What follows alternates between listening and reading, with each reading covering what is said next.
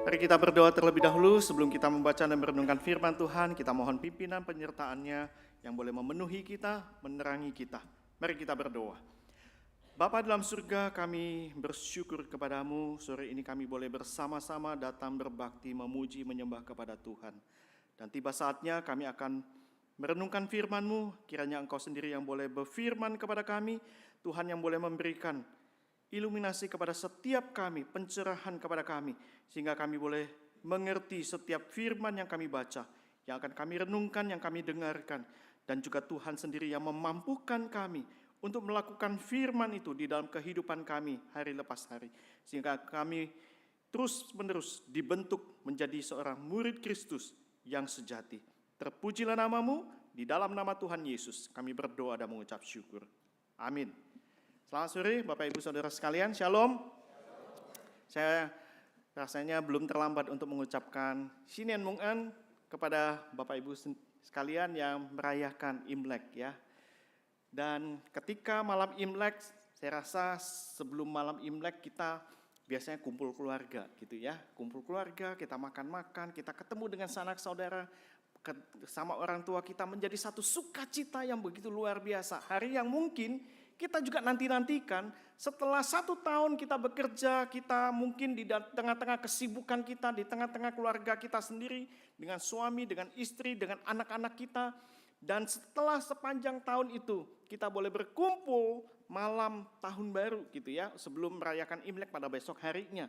Nah ketika kita kumpul di tengah-tengah keluarga, kita makan, kita bercanda, gurau, kita tertawa, hahaha, begitu ya.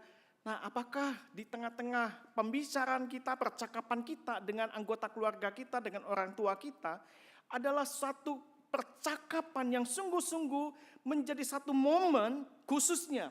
Mungkin di antara anggota keluarga kita, orang tua kita yang belum percaya kepada Kristus.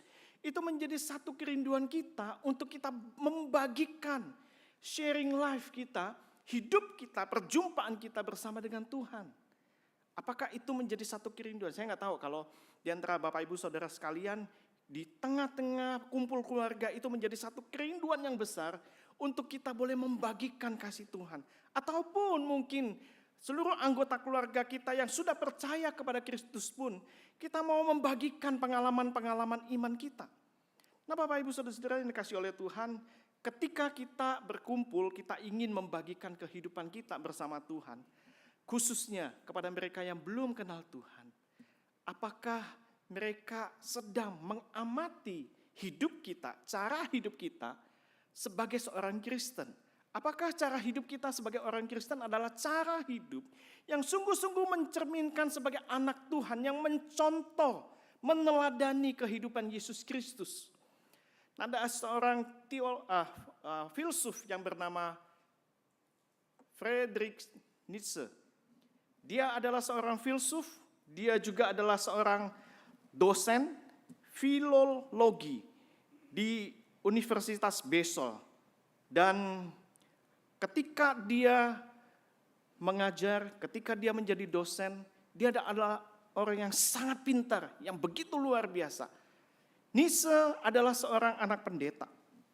Tetapi sekalipun dia adalah seorang anak pendeta, maka di dalam kehidupannya adalah kehidupan yang dia terus bergumul, dia mencari kebenaran, dia melihat kehidupan orang-orang Kristen di Eropa pada masa itu adalah kehidupan yang rasanya tidak sesuai dengan apa yang mereka imani. Ketika mereka mengaku sebagai seorang Kristen, tetapi menjadi satu pertanyaan yang sangat besar bagi Nietzsche adalah mengapa mereka tidak menghidupi apa yang mereka imani. Maka dia mengungkapkan satu kalimat seperti di atas. Tunjukkan kepadaku bahwa engkau telah ditebus, maka aku akan percaya kepada penebusmu. Ini adalah satu pernyataan Nietzsche yang sangat tajam sekali. Karena di situ Nietzsche sebelum dia mengalami sebuah depresi dan akhirnya dia sakit jiwa dan dia akhirnya masuk ke rumah sakit sampai dia meninggal di rumah sakit jiwa itu dengan sangat tragis. Nah, dia menulis cukup banyak buku dan dia mengkritik 2 hal. Yaitu yang pertama adalah menurut dia, bagi dia, agama Kristen itu adalah agama yang terlalu menekankan dunia lain. Artinya bahwa orang-orang Kristen itu selalu ngomong tentang surga, bukan membumi. Padahal mereka adalah orang-orang yang tinggal di bumi ini, di dunia ini.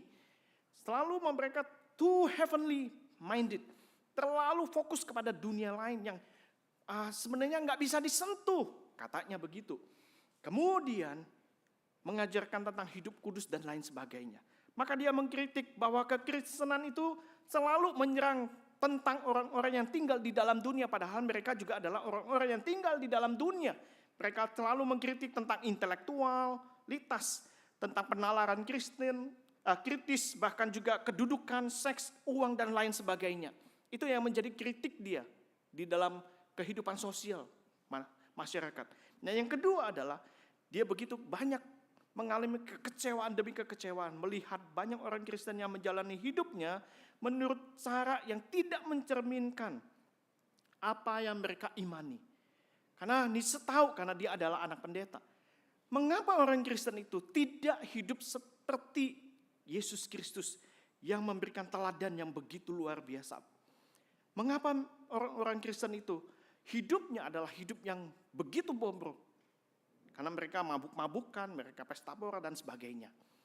Bapak Ibu Saudara-saudara yang dikasihi oleh Tuhan, ketika kita berada di tengah-tengah lingkungan keluarga kita atau di tengah-tengah kantor, di manapun kita berada, apakah hidup kita adalah hidup yang juga mencerminkan orang yang bisa melihat kita bahwa ada Kristus di dalam hidup kita?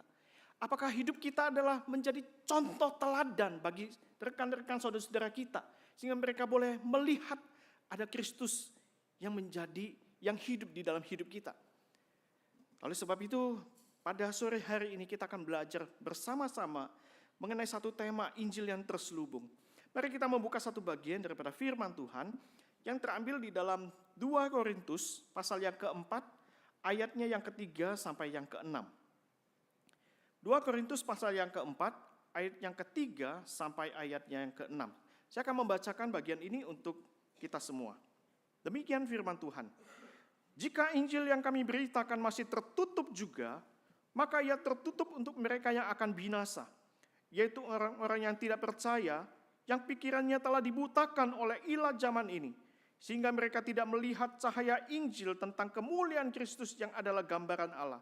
Sebab bukan diri kami yang kami beritakan, tetapi Yesus Kristus sebagai Tuhan, dan diri kami sebagai hamba-Mu karena kehendak Yesus. Sebab Allah telah berfirman, dari dalam gelap akan terbit terang. Ia juga yang membuat terangnya bercahaya di dalam hati kita, supaya kita beroleh terang dari pengetahuan tentang kemuliaan Allah yang nampak pada wajah Kristus. Bapak Ibu Saudara-saudara yang dikasihi oleh Tuhan, di dalam bagian Korintus, surat Korintus yang kedua boleh dikatakan sebagai satu surat pembelaan daripada Rasul Paulus kepada jemaat di Korintus.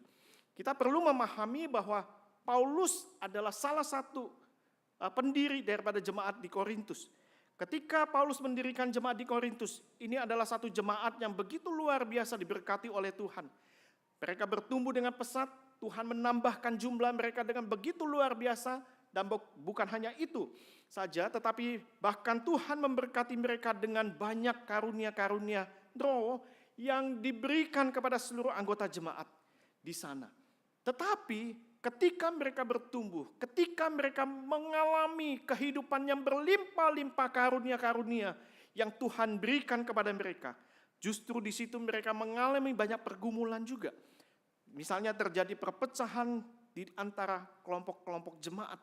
Mereka mengatakan bahwa aku adalah kelompok Paulus, aku kelompok Kefas, aku kelompoknya Barnabas dan sebagainya. Mereka mengkultuskan daripada pemimpin-pemimpin agama dan terjadi perpecahan-perpecahan yang lainnya. Dan termasuk mereka menerima, Paulus menyebutkan mereka adalah rasul-rasul yang lain, rasul-rasul palsu, rasul-rasul yang mereka terima di tengah-tengah jemaat di Korintus. Mereka justru menerima rasul-rasul yang lain ini daripada Paulus yang sebagai pendiri daripada jemaat Korintus itu sendiri. Maka rasul-rasul lain itu atau disebut sebagai rasul-rasul yang memang dianggap seperti mereka lebih super, mereka lebih mampu, mereka lebih hebat. Dan mereka menganggap bahwa Paulus itu mengajarkan satu Injil yang begitu sulit untuk diterima, mengajarkan tentang Injil yang sulit untuk dimengerti. Bahkan mereka mengatakan bahwa Paulus itu menginjili, punya maksud tertentu, punya maksud terselubung, dan untuk mencari keuntungan, ketenaran, dan sebagainya. Bahkan mereka berusaha untuk menolak dan meragukan akan kerasulan Paulus. Bahwa Paulus itu adalah orang yang tidak pandai berbicara, kerasulannya itu dari mana dia dapatkan, berbeda dengan 11 rasul yang lainnya, dan lain sebagainya, dan lain sebagainya. Ketika Paulus menghadapi berbagai macam kesulitan-kesulitan seperti itu, maka dia menuliskan surat yang kedua kepada jemaat di Korintus untuk menunjukkan bahwa dia adalah rasul yang dipilih oleh Tuhan. Maka di dalam ayat yang pertama, kalau kita membaca di dalam pasal yang keempat, ayat yang pertama, oleh kemurahan Allah kami telah menerima pelayanan ini, karena itu kami tidak tawar hati. Kemudian di dalam ayat yang kedua, tetapi kami menolak segala perbuatan tersembunyi yang memalukan. Kami tidak berlaku licik dan tidak memalsukan firman Allah. Sebaliknya kami menyatakan kebenaran, dan dengan demikian kami menyerahkan diri kami untuk dipertimbangkan oleh semua orang di hadapan Allah. Ini semacam sebuah bentuk pembelaan Paulus. Boleh engkau menyudutkan diriku dan rekan-rekan pelayanan yang lain. Coba dipertimbangkan untuk apa yang sudah dia lakukan. Paulus bersyukur bahwa dia menerima pelayanan ini karena semata-mata anugerah Tuhan kepadanya. Maka Paulus tidak tawar hati. Paulus ketika dia memberitakan Injil, dia memberitakan Injil dengan jujur. Dia tidak ada sesuatu maksud yang tersembunyi, yang terselubung, tidak ada maksud untuk memalsukan firman Allah, tidak ada maksud untuk mencari keuntungan, ketenaran, dan lain sebagainya. Dia murni hanya untuk memberitakan firman Tuhan. Nah, Bapak Ibu Saudara-saudara yang dikasihi oleh Tuhan, ketika Paulus melakukan pembelaan demi pembelaan yang bukan untuk menunjukkan bahwa dia adalah orang yang hebat, tetapi dia mau mengajak kembali kepada jemaat di Korintus itu untuk melihat kembali bahwa ketika ada jemaat-jemaat yang jauh daripada Tuhan, jauh daripada apa yang mereka terima, Injil yang Paulus beritakan itu, tetapi mereka lebih menerima Injil yang lain itu. Maka Paulus mengembalikan mereka supaya mereka memahami maksud Injil itu sesungguhnya. Nah, Bapak Ibu Saudara-saudara yang dikasihi oleh Tuhan, maka ada 3 hal yang dapat kita pelajari dan kita renungkan di dalam bagian ini, di dalam ayat yang ke-3 sampai ayatnya yang ke-6. Yaitu yang pertama adalah bahwa Paulus mau menekankan bahwa ketika seseorang menerima Injil yang lain seperti kalau berbeda dengan apa yang Paulus beritakan, maka sesungguhnya ada orang-orang yang sedang menuju kepada kebinasaan. Maka pertanyaannya bagi kita adalah seperti ini. Apakah Injil itu? Ada yang mau jawab? Apakah Injil itu? Dan apakah Injil itu adalah Injil yang bisa terselubung? Terselubung itu tertutup atau tersembunyi. Nah, seorang teolog yang bernama Charles Holtz, dia mengatakan begini. Saya langsung terjebakkan secara bebas gitu ya. Nah, Injil itu adalah, kita sering mengatakan Injil itu kita sering dengar gitu ya, kata Injil begitu ya. Sehingga kita mempunyai kesimpulan bahwa Injil itu adalah sesuatu yang sangat sederhana. Betul ya, sederhana ya. Ketika kita mengatakan tentang Injil, kita langsung paham bahwa kita sedang memberitakan tentang kematian dan kebangkitan Tuhan Yesus.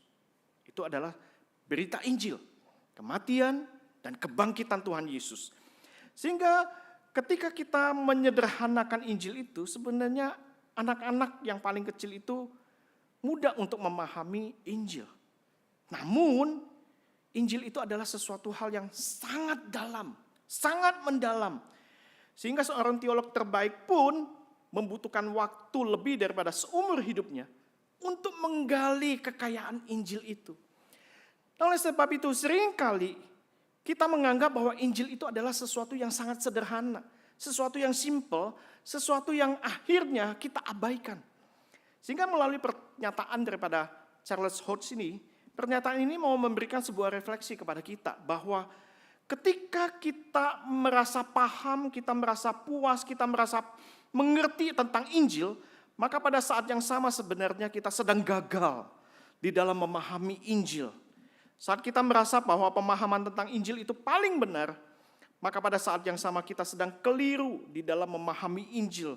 Sebab di dalam memahami Injil membutuhkan waktu, bahkan seumur hidup kita, bahkan seorang teolog yang paling baik pun, yang terbaik sekalipun, mereka membutuhkan waktu seumur hidup mereka untuk menggali kekayaan Injil itu. Oleh sebab itu, kita sebagai manusia yang berdosa, kita perlu sekali lagi melihat apa sesungguhnya Injil itu. Maka sebagai hal yang paling mendasar ketika kita mendengar Injil, maka kita perlu sadar bahwa kita adalah manusia yang berdosa. Sehingga kita sulit sekali untuk mengerti dan menerima Injil itu.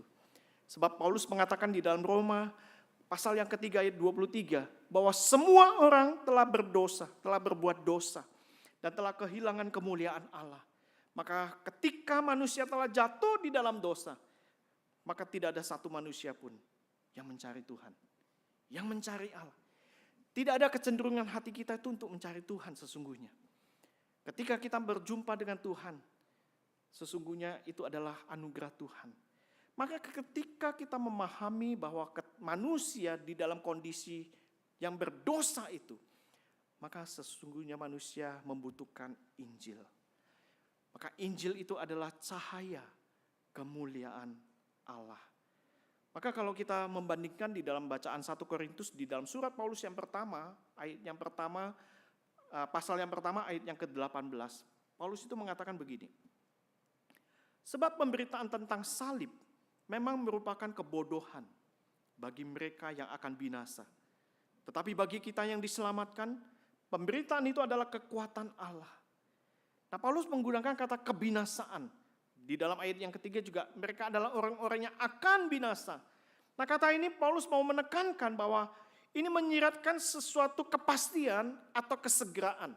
Atau dengan kata lain, Paulus itu mengatakan begini, ketika orang-orang itu menolak Injil atau tidak mau mendengarkan Injil atau mengacuhkan Injil, maka sesungguhnya mereka pasti akan binasa. Paulus mau menegaskan, orang-orang yang akan menuju kebinasaan, mereka pasti adalah orang-orang yang menolak Injil. Mereka yang tidak mau menerima Injil itu. Ini adalah bagian yang pertama. Bahwa kondisi manusia yang berdosa itu, maka ada orang-orang yang akan menuju kepada kebinasaan. Nah, apakah Paulus berhenti sampai di sini? Tidak.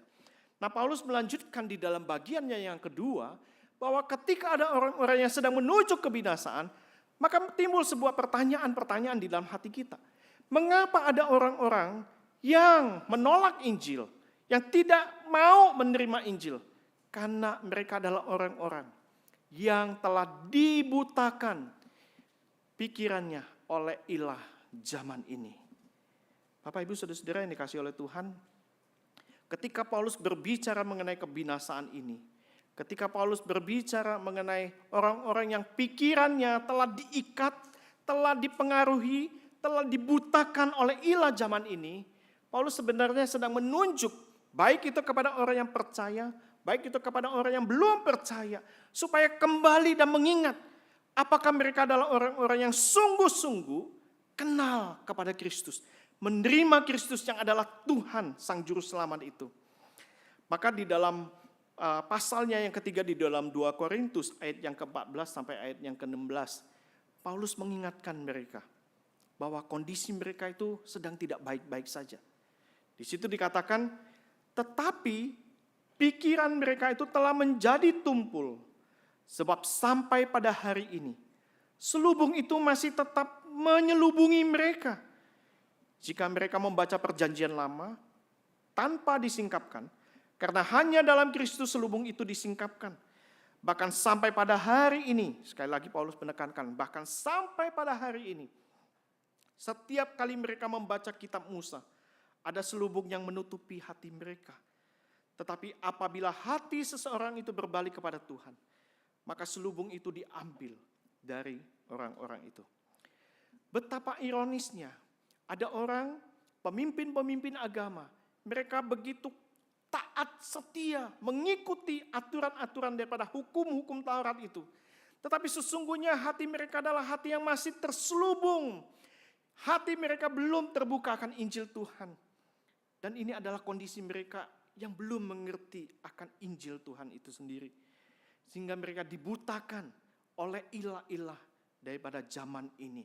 Nah, kata ilah zaman ini, kita bisa konotasikan itu adalah setan itu sendiri, iblis itu sendiri, yang mengikat mereka, yang menuntun mereka, menarik mereka untuk menolak akan terang Injil Kristus itu. Di dalam pelayanan Rasul Paulus, Paulus pun juga mendapatkan rekan-rekan sepelayanan yang akhirnya meninggalkan dia. Salah satu contohnya adalah Demas. Demas beberapa kali disebutkan di dalam surat-surat Paulus.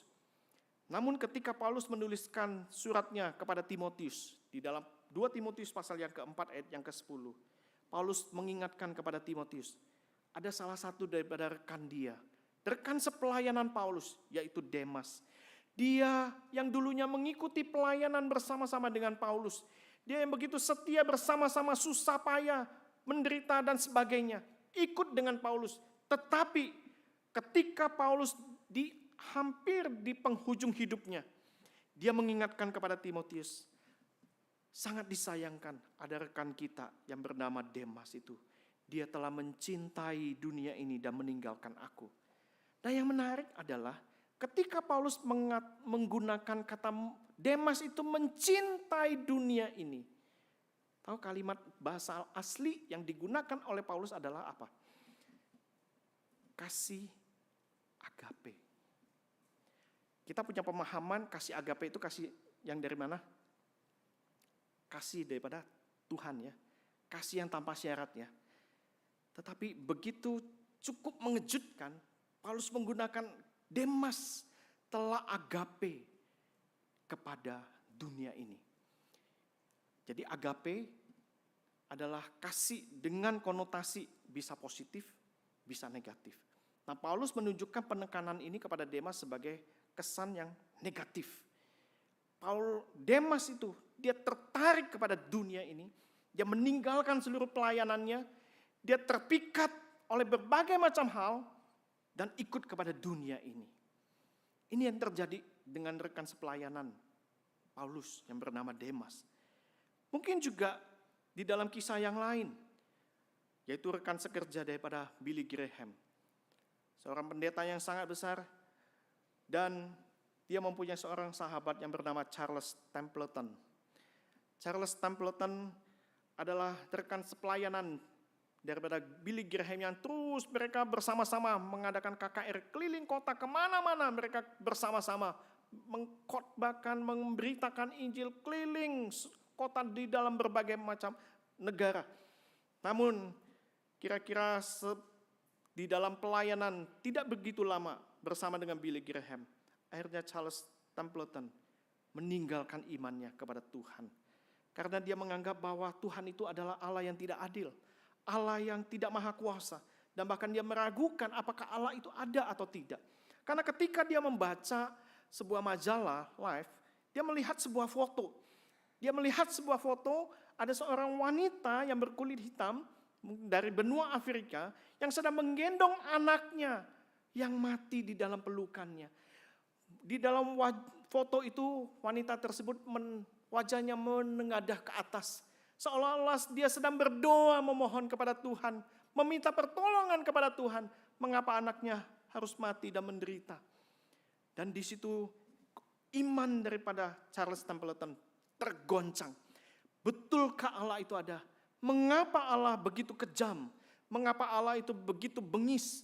Mengapa Allah tidak mengasihani daripada wanita ini, anak ini yang dibiarkan mati binasa dengan kelaparan, kehausan, dan akhirnya dia menuliskan sebuah buku, Farewell to God, perpisahan kepada Tuhan. Dan dia menuliskan alasan-alasan dia untuk menolak daripada iman Kristen.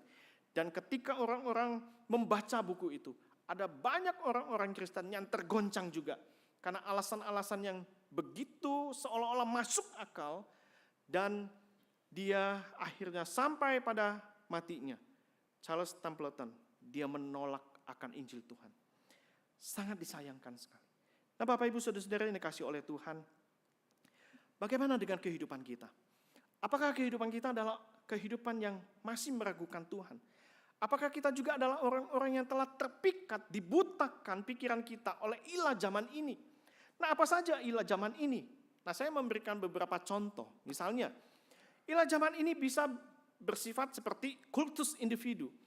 Ini yang terjadi di dalam jemaat Korintus. Mereka mengkultuskan para pemimpin-pemimpin mereka. Mereka merasa bahwa pemimpin ini perlu diikuti, perlu disembah dan sebagainya. Menjadi orang-orang yang akhirnya terpikat dan mereka tidak mempertimbangkan, melihat kepada firman. Bahkan juga mungkin ada tradisi-tradisi gereja atau tradisi-tradisi yang akhirnya mereka lebih mengutamakan tradisi-tradisi itu daripada kebenaran firman Tuhan. Nah, di dalam bagian ini saya tidak mengupas terlalu dalam. Saya pernah menyampaikan ini di dalam tema Injil dan tradisi. Bapak Ibu bisa mendengarnya di dalam YouTube GKI Pluit, ya. Nah, kemudian juga bisa aktualisasi diri. Bagaimana manusia berusaha untuk menonjolkan dirinya. Dia merasa bahwa diri dia nggak perlu Tuhan, nggak perlu yang namanya Tuhan. Dia bisa, dia mampu mencari hikmat manusia. Bahkan banyak orang yang mengikuti motivator-motivator. Bukan tidak baik, boleh. Tapi kita perlu menyaring. Bahkan ada yang mengajarkan, kamu bisa melakukan ini dan itu. Sehingga kamu tidak perlu Tuhan. Kamu bisa dari dalam diri kamu sendiri, kamu bisa melakukan berbagai macam hal dan sebagainya. Sehingga mereka orang-orang yang terpikat dengan mengandalkan kekuatan diri sendiri, mereka jatuh lebih dalam dan lebih dalam lagi. Ada entertainment, infotainment, hobi, makanan, minuman, bahkan mungkin juga gadget kita menjadi ilah bagi kita. Rasanya kalau kita nggak bawa HP, gimana ya? Saya tadi saya ketinggalan HP. Terus saya telepon istri saya, HP saya ketinggalan gitu ya. Rasanya ada something gitu ya. Ada something yang gadget itu sesuatu yang powerful untuk zaman ini. Kalau kita ketinggalan, kita balik lagi nggak? Hah? Balik lagi nggak? Oh, pasti balik. Karena semua data di situ, semua transaksi kita semua di situ gitu ya. Kita pasti balik biasanya. Nah, bukan kita nggak boleh pakai. Nah, kadang-kadang bagaimana kita menggunakan daripada gadget kita dengan bijak. Nah, bahkan kemewahan, kekayaan, kesuksesan, itu yang mengikat kita. Kita lebih mengabaikan daripada apa yang menjadi kecintaan Tuhan kepada kita. Bapak Ibu Saudara-saudara yang dikasihi oleh Tuhan, ketika Paulus menulis bagian ini, Paulus bukan sedang menyudutkan jemaat di Korintus itu. Paulus ingin supaya orang-orang Korintus itu kembali kepada Injil yang sejati itu.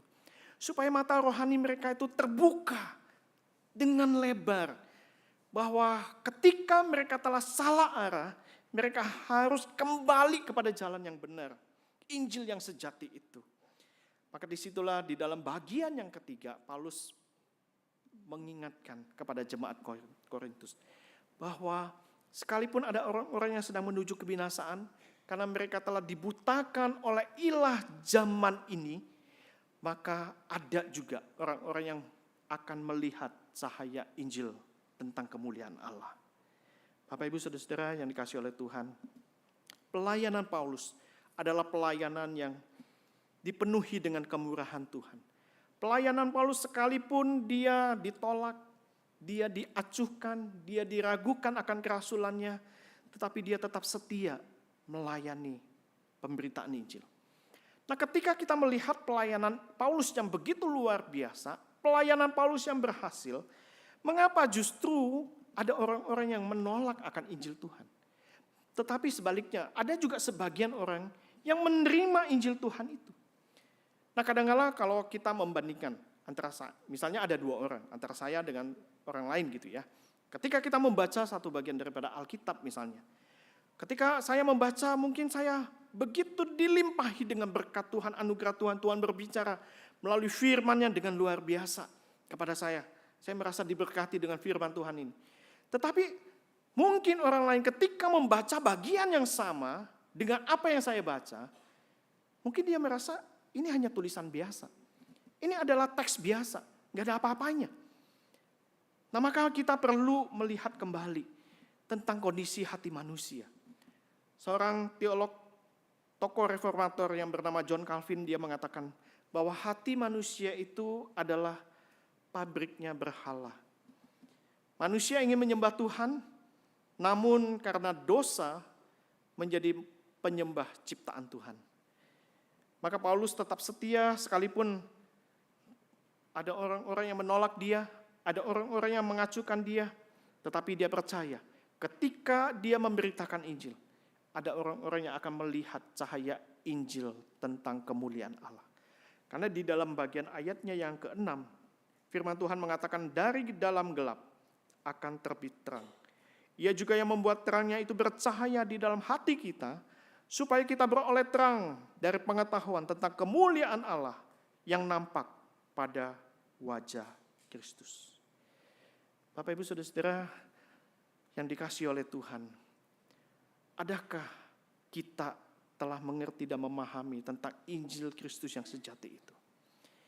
Jikalau kita belum memahami Injil Kristus yang sejati, yang menceritakan tentang kemuliaan wajah Allah, yaitu di dalam Yesus Kristus, mari kita boleh bersama-sama, kita boleh melihat kembali akan kondisi dan keadaan diri kita.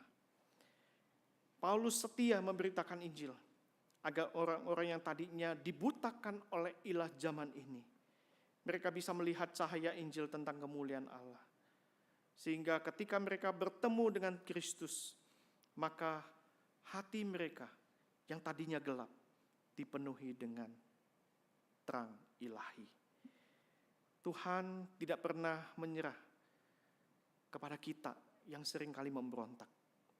Nah, seorang penulis buku dan juga hamba Tuhan yang bernama Max Lucado, dia menulis seperti ini: God never give up upon you.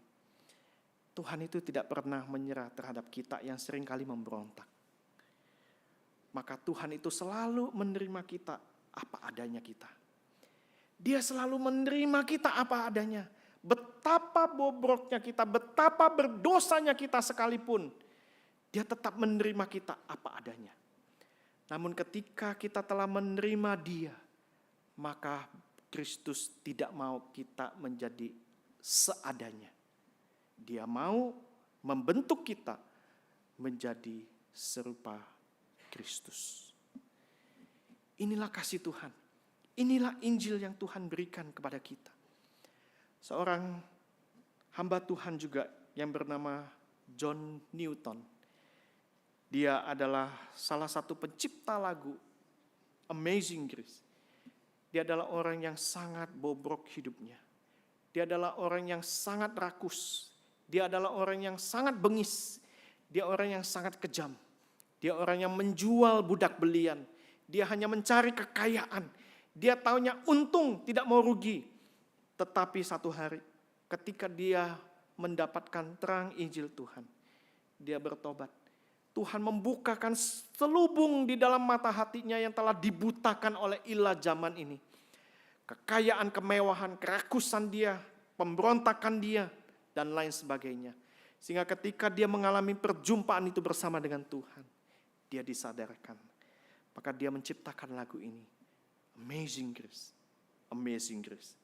Amazing Grace, satu suara yang begitu sangat manis, sangat lembut, sangat indah. Siapakah yang dapat menyelamatkan dirinya yang hancur, yang rusak ini? Gak ada. Gak ada. Siapa yang bisa menerima dia yang rusak ini? Gak ada. Kecuali hanya Tuhan. Maka dia menuliskan, dulu aku terhilang, tetapi sekarang aku ditemukan. Dulu aku buta, tetapi sekarang aku melihat. Apa yang ditulis oleh John Newton tentang Amazing Grace ini, itu mengingatkan kita akan kisah peristiwa Tuhan Yesus menyembuhkan seorang buta, yang dimana orang buta itu ketika disembuhkan oleh Tuhan, dia diperhadapkan kepada imam-imam, pemimpin-pemimpin agama. Siapakah yang menyembuhkan engkau? Lalu apa yang dijawab oleh sang pemuda ini, yang dimana dia telah mengalami kesembuhan daripada Tuhan Yesus. Dia mengatakan, Aku tidak kenal siapa yang siapa orang itu. Tetapi satu hal yang aku tahu, yaitu bahwa aku tadinya buta dan sekarang aku dapat melihat. Dia mungkin karena belum terlalu mengenal kepada Kristus, tetapi satu hal dia tahu, bahwa dulu aku buta dan sekarang aku dapat melihat. Sebuah kesaksian yang jujur, sebuah kesaksian yang jelas, sebuah kesaksian yang efektif dan langsung. Bapak Ibu Saudara-saudara yang dikasihi oleh Tuhan, biarlah ketika hidup kita yang di tengah-tengah saat ini, kita sebagai anak-anak Tuhan, kita diingatkan kembali, apakah kita adalah orang-orang yang hidup masih terikat dengan ilah zaman ini. Mungkin secara sadar atau tidak sadar, kita adalah orang-orang yang hidup seperti ateis praktis, atau pragmatis, atau bahkan agnostis. Ya. Artinya bahwa kita itu ya percaya kepada Tuhan, Tuhan itu ada, tetapi Tuhan itu nggak peduli sama kita. Atau yang mau ada Tuhan atau tidak ada Tuhan, ya bodoh amat, terserah. Jadi kita hanya menjalankan kehidupan kita itu hari lepas hari ya, dengan kekuatan kita, pikiran kita, kebiasaan kita dan sebagainya. Ibadah hari Minggu itu hanya sebuah formalitas. Mungkin tanpa sadar seperti itu. Tetapi mari, sekali lagi, kita boleh diingatkan bahwa bagaimana pengenalan kita akan Injil Kristus. Apakah kita adalah orang-orang yang sudah diterangi oleh cahaya Injil kemuliaan Tuhan itu? Dan sebagai kalimat terakhir, saya menuliskan ini, bahwa Injil itu bukan tentang kita. Injil itu bukan tentang kita. Tetapi Injil itu adalah tentang Yesus Kristus yang adalah gambar Allah. Injil tidak dimaksudkan untuk diselubungi. Injil itu sangat terbuka untuk siapapun. Untuk saudara dan saya. Untuk orang-orang yang paling rusak sekalipun. Tuhan tetap menerima dia apa adanya. Oleh sebab itu, kehidupan kekristenan bukan tentang hidup untuk Kristus saja, melainkan mempercayai Kristus hidup bagi kita, melalui kita, dan di dalam kita.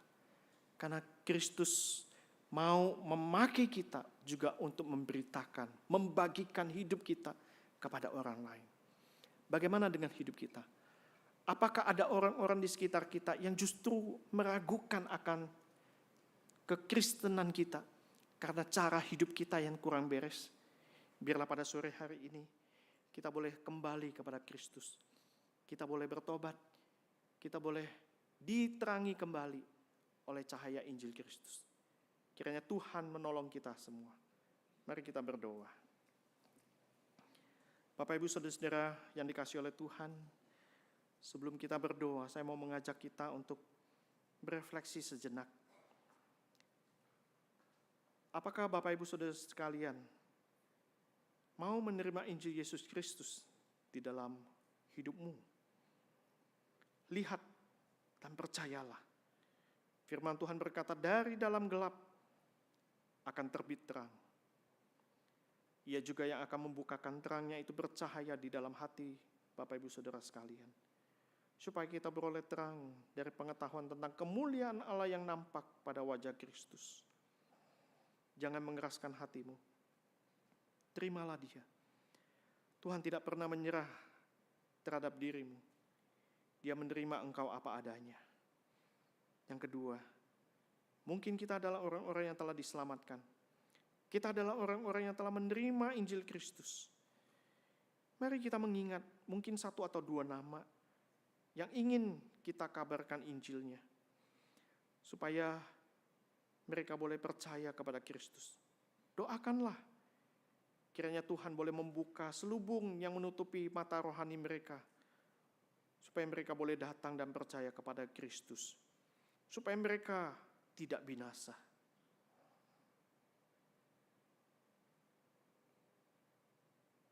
Terima kasih Tuhan untuk firman-Mu yang boleh kami renungkan bersama-sama pada sore hari ini. Terima kasih untuk firman-Mu yang boleh mengingatkan kami. Siapakah kami Tuhan manusia celaka ini? manusia yang penuh dengan dosa, manusia yang tidak dapat menyelamatkan diri kami sendiri. Kami tidak mungkin untuk melakukan berbagai macam perbuatan baik sekalipun untuk menebus dosa kami. Karena hanya melalui Yesus Kristus saja kami boleh mendapatkan pengampunan. Kami boleh diperdamaikan dengan Bapa, sehingga kami boleh dilayakkan dan kami boleh mendapatkan hidup yang kekal.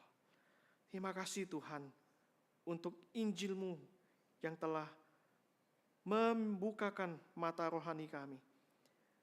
Bercahayalah ya Tuhan di dalam hidup kami. Dan kami juga mau berdoa buat saudara-saudara kami, anggota keluarga kami, sahabat-sahabat kami, yang mungkin mereka belum menerima akan Injil Tuhan. Mereka mungkin yang belum membuka mata rohani mereka untuk Tuhan.